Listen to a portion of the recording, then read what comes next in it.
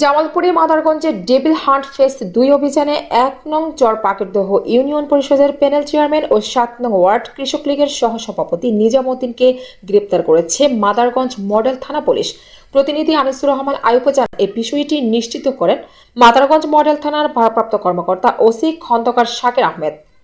এ সময় ১ নং চরপাকেরদহ ইউনিয়ন পরিষদের প্যানেল চেয়ারম্যান ও ৭ নং ওয়ার্ড কৃষক লীগের সহসভাপতি নিজামুদ্দিনকে গ্রেপ্তারের পর থেকে মাদারগঞ্জ মডেল থানার প্রধান গেটের সামনে চরনগর মিতালি বাজার এলাকার বিক্ষিপ্ত জনতা জড়ো হয়ে নিজামুদ্দিনের অবিলম্বে মুক্তির দাবি নিয়ে আন্দোলন করেছেন।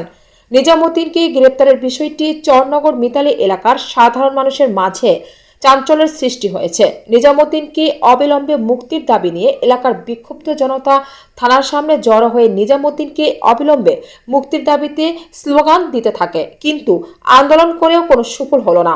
জনতা অবস্থান থেকে সরে গেলে তখনই নিজামুদ্দিনকে জামালপুর আদালতে পাঠান মাদারগঞ্জ মডেল থানা পুলিশ।